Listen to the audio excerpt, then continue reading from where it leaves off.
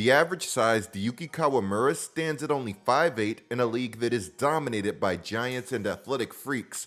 But don't tell Yuki anything about having to be some behemoth to make a huge impact on the game, because he's living, breathing proof that if you work hard, that you don't have to be anything other than yourself to fulfill your potential. Today, we have to talk about how Yuki Kawamura has been defying the odds with his electric passing and style of play, en route to securing a contract with the Grizzlies.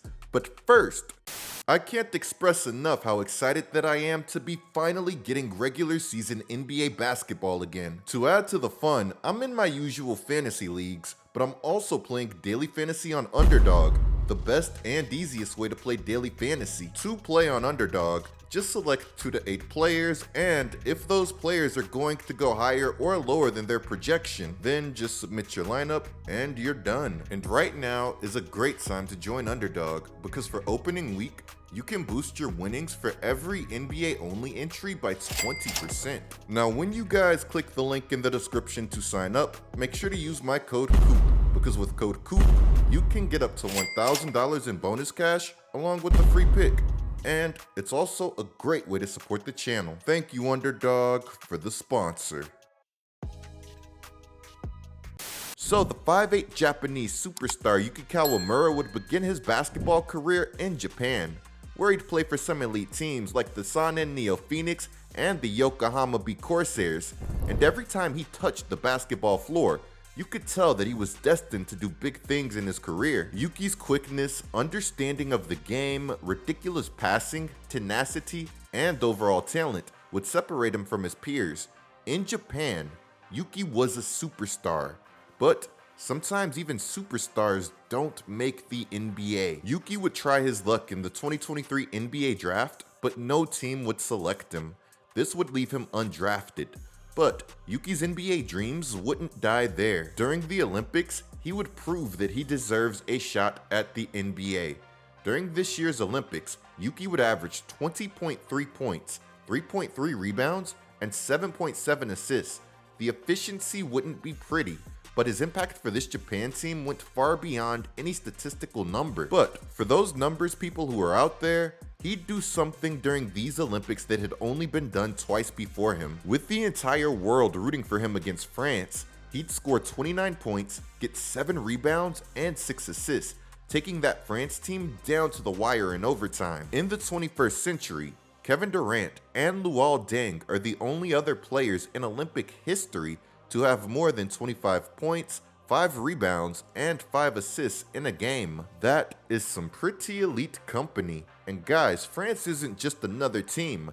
They have one of the best players in the world in Victor Wembanyama, and they're also consistently one of the most dangerous teams in the entire tournament, being littered with NBA talent. In this year's tournament, they'd finished second after losing to a stacked USA team in the gold medal game. With Yuki's impressive Olympic performances, he'd find himself back on the NBA radar. This summer, Yuki would find himself signing an Exhibit 10 contract with the Grizzlies. This training camp contract would give our former Japanese B-League MVP a chance to make his dreams a reality. When he signed this contract, he'd say, "I received the offer and decided to take on the challenge.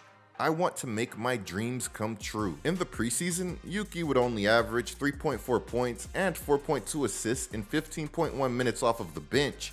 But with everything that he showcased, it would be hard for the Grizzlies to not continue to give him a chance. Yuki getting a chance with the Grizzlies after the preseason that he had reminds me a lot of Jose Alvarado getting a chance with my Pelicans. Jose Alvarado stands at barely 6 feet tall. He was undrafted, but given a chance by the Pelicans in the 2021 Summer League. His Summer League numbers weren't good. He averaged 4.4 points and 2 assists. But when he was on the floor, he changed the game by simply playing his game the right way. To be real, I didn't even think that he was going to make the team. But I was really happy when he did. Just like the preseason, the Summer League can be a crap show.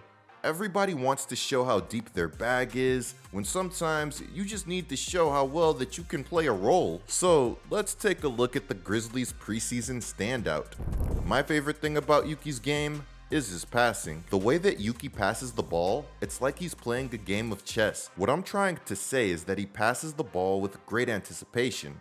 It's like he knows everybody's next move. It also seems like every single pass that he throws has a certain amount of sauce on it, which I don't think that anybody is going to be mad at. The sauce that we see on some of these passes take me back to the old school white chocolate days. Am I the only one who misses the days where pure point guards were a thing? To get back to Yuki, here Yuki attacks off of the catch, getting into the heart of the defense, and drops a no-look dime to the biggest man on the floor for a wide open standing dunk. Do you guys understand how hard that it should be to get somebody to lose track of the 7'4", 300-pound Zach Edey? So here, Yuki knows that it's a long rebound and that the defense is going to be scrambling. He corrals the ball and zips in yet another no-look pass for the easy and one. Yuki is a factory when it comes to generating open looks.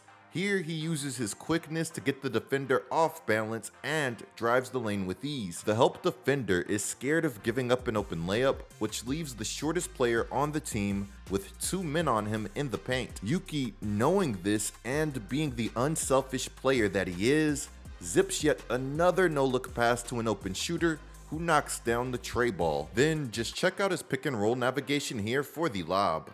Look at the attention that Yuki garners as he comes off of the screen. At this point, teams know that Yuki can pass, but they also know that he's not afraid to go get a basket if he has to. I just know that this Memphis preseason squad loved Yuki, and as a hooper, I'd love to play with him too. Speaking for myself, I play a lot harder when I know that my team is looking to get me involved. Now at 5'8", you'd think that Yuki would be the biggest liability in the world on defense, but that's not the case. Yuki doesn't just compete, he's impactful on the defensive side of the basketball. Remember that quickness that we were discussing earlier? He uses that same quickness to be a disruptor on the defensive side of the basketball. Yuki is so quick that it's hard to beat him off of the dribble straight up. And what's crazy is that it can also be hard to beat him with a screen. Here, Yuki uses his quickness to go over the screen, somehow gets back in front of the offensive player. Yuki is only 5'8", so the offensive player can just shoot over him easily, right? Well, in this scenario, Yuki uses verticality here to heavily contest what ends up being a terrible shot attempt. Yuki isn't afraid to pick you up full court either. Look at how he hounds the ball here. He forces the ball handler to put their back to the basket to protect the ball at half court. All of this might seem like nothing, but things like this can kill a possession.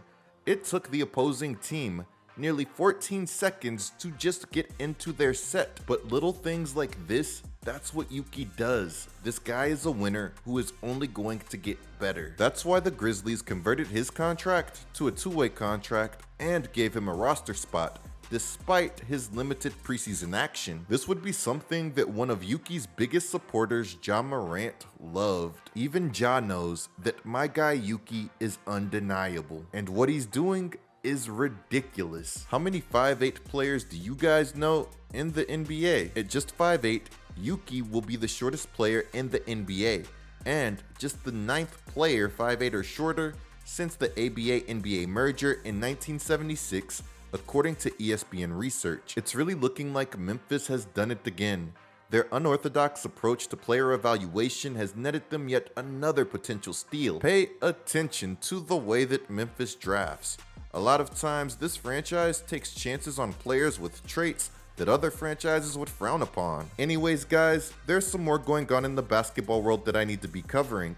Clicking the video on the screen right now and using code COOP for Underdog are great ways to support this channel. I'm GetLikeCoop, bringing you guys the scoop until our next upload.